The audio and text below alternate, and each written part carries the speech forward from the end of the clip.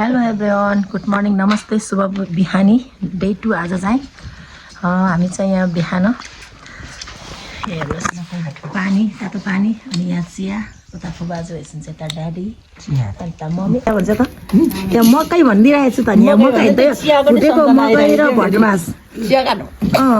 ल ठिक छ केही छैन तातो पानी हो नि त बिहान बिहान त तातो पानी खानुपर्छ तातो पनि होइन हामी त तातो पानी खाने हो त्यसले चिया खाने हो आज चाहिँ ड्याडीले मलाई यहाँ सबै गाउँहरू देखाउँदै होइसिन्छ पारीतिर ल भन्छ त उतातिर के हो पारीको त नि यो पारीको के हो कुन गाउँ तङ्खु गाउँ चङ्खु गाउँ त्यो अलि उता साइडको चाहिँ कामी गाउँ भन्छ त्यसलाई उता परको छेउको छेउको अनि अनि अलि उताबाट हाम्रो दन्तीपुर उता पर्छ हाम्रो घर उता पर्छ होइन यो पारीको सबै यो पारीको कुन हो त सबै तङ्खु गाउँकै पाखा के भन्छ अब हुलाक चाहिँ त पर्छ ए उतापट्टि हो छेल्यो ए त्यसलाई छोडाको नि त साह्रो पुरा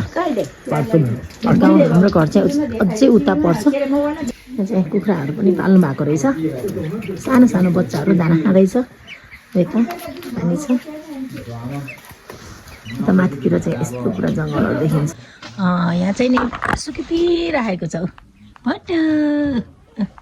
नुनु गरेको छ नुनु सुता यता जाउँ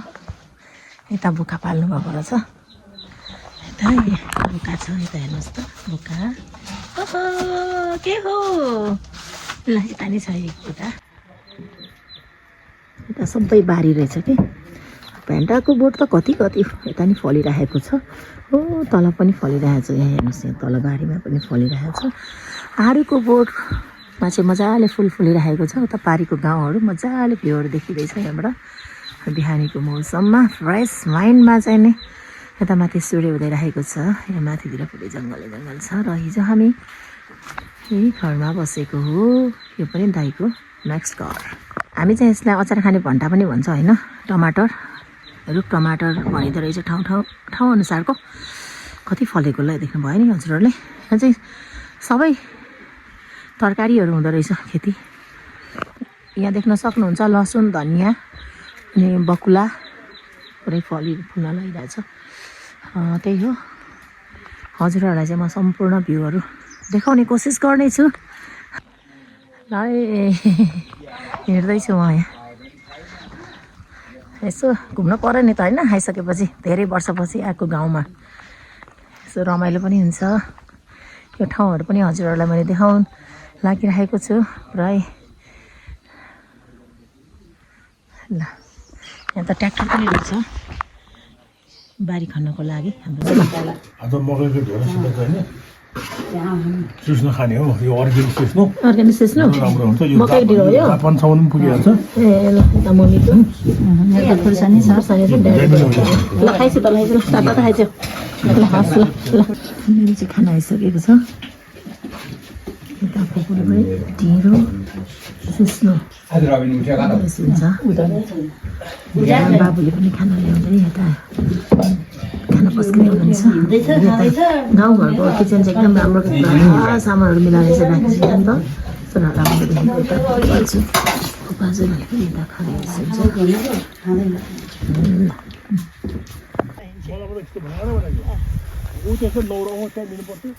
ठुलो छ त्यो आइस्यो लट्ठी चाहिँदैन अहिले बिस्तार बिस्तार आइस न किन हतार गर्ने त आनन्दले हिँड्ने हो नि त घुम्न आइस होइन त नि हामी घुम्न आएको होइन त नि हो त ल आइस घुम्न आएको आरु फुलेर हेर यता पयाले यता आरु फुलिरहेछ यता उता पारीको गाउँहरू देखिरहेछ उतातिर पनि माथि सिनहरू देखिरहेछ घुम्न जाँदैछौँ गुम्बा ओइ झन्डै लड्यो यता गुम्बा रे यता गुम्बामा आउँदैछ हामी चाहिँ गुम्बामा मम्मीहरू पछाडि ए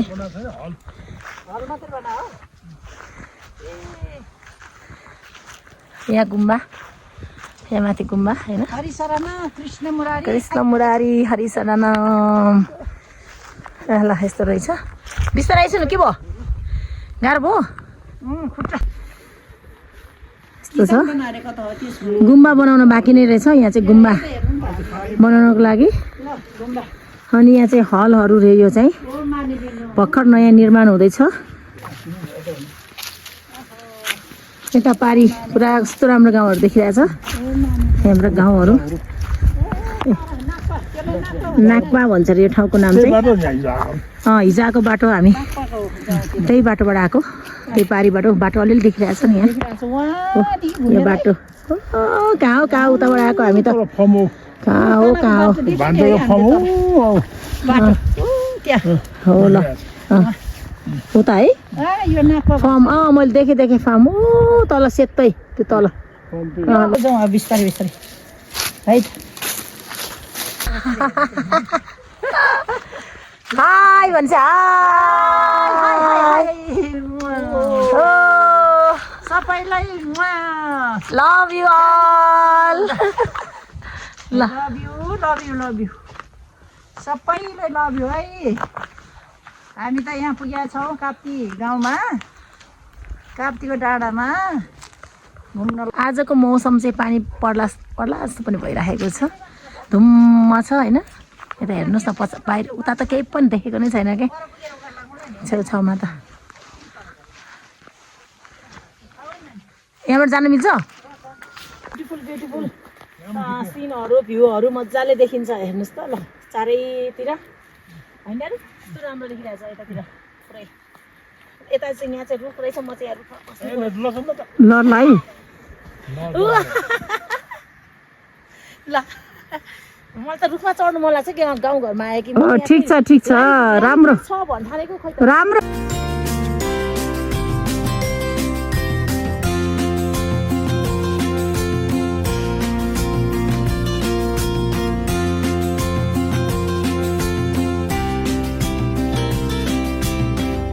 यसले चाहिँ बाख्राहरूले घाँस खायो भने मर्छ हो र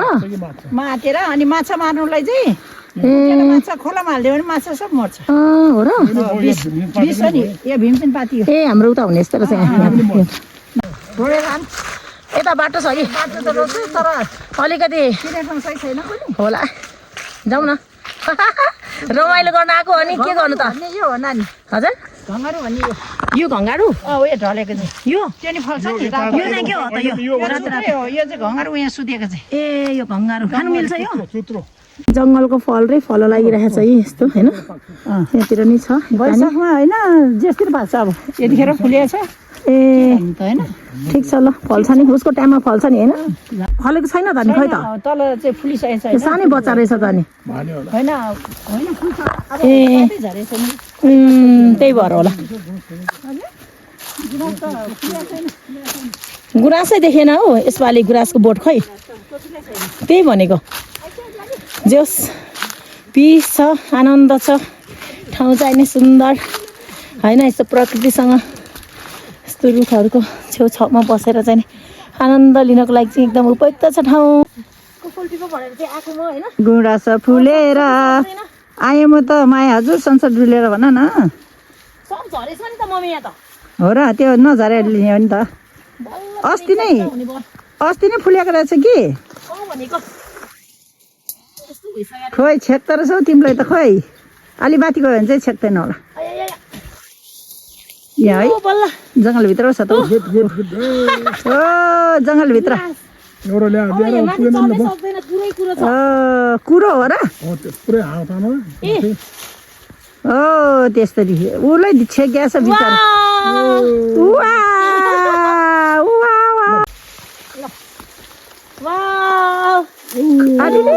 देख्छ है जङ्गलभित्र के देखाएको छ नि जङ्गलभित्र लिकेको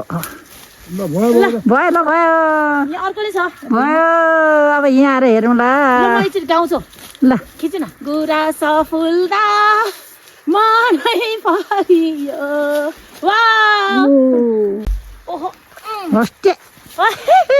बाटो छैन यहाँ यतैबाट हो त्यतैबाट आएको बाटो वा अहिले बल्ल गुराँस भेट्टायो गुराँस नपाउने भन्ने हुन्छ जसरी पाउँछ नि जहाँ इच्छा टाउ पाए ल पार्यो एकछिन यहाँबाट काटिँदो रहेछ खुट्टा काट्यो अलि उता हो कि क्या दुईजनाको काटिन्छ त हुन्छ माथि नेपालको धन नेपालको धन हुन्छ राष्ट्रिय फुल गुराँस फुल लाली गुराँस यस हजुर पनि गएछ मम्मी ड्याडीसँग एकचोटि नाच्छु त सँगसँगै ल अलि अगाडि गुराँस फुलेर आए म त मायालु संसार डुलेर अहिलेको गीत गाइछ गुराँस फुलेर आए म त मायालु संसार डुलेर आए म त मायालु संसार डुलेर ल महादेव ल त है हर हर महादेव भन्दै हिँडेको रे हामी चाहिँ लच्छी पनि के रुखै नभए जस्तै भयो त एउटा लच्छी राख्यो बोक्नु पऱ्यो क्या है गाह्रो छ मलाई गाह्रो छ यहाँ चाहिँ जात्रा पनि लाग्छ होला मम्मी है पुरा त्रिशुल रहेछ यहाँनिर घन्टी छ उतापट्टि सबै घन्टीहरू पनि छ सजिलो छ नि होइन कस्तो महसुस भइरहेको छ रमाइलो गाउँ आउनु हुँदाखेरि भगवानको मन्दिर एकदम नेपालको धन हरियो वनमा हजुर मन्दिर चाहिँ यता छ गरिदिनुहोस् ए कस्तो मजाको पिस छ नि त आनन्द यता रुखै गुराँस फुलेर आए म त मायालु संसार डुलेर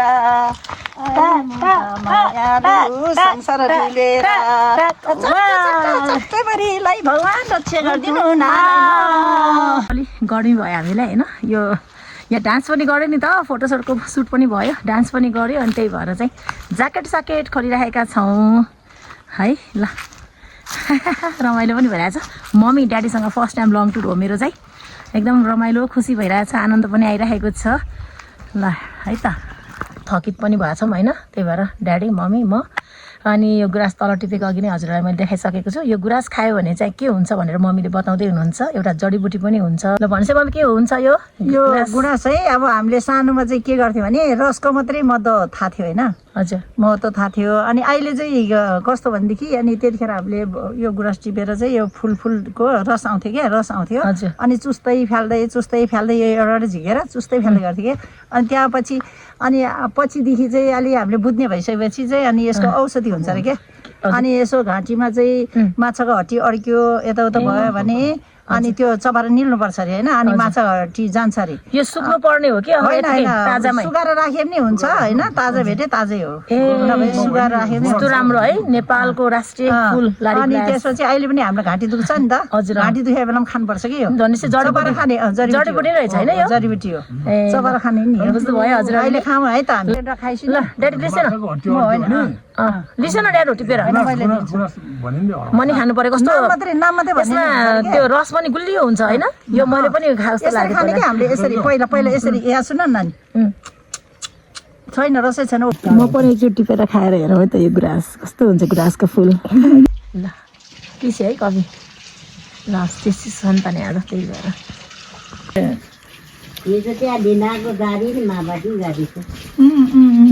ए उनीहरूले नआएको अन्त चाहिँ ढाडो मम्मी सक्दो खाइसक्यो खुर्सानी मिचेर खाएको नि स्नेह गर्नुपर्छ अनि फुट्ने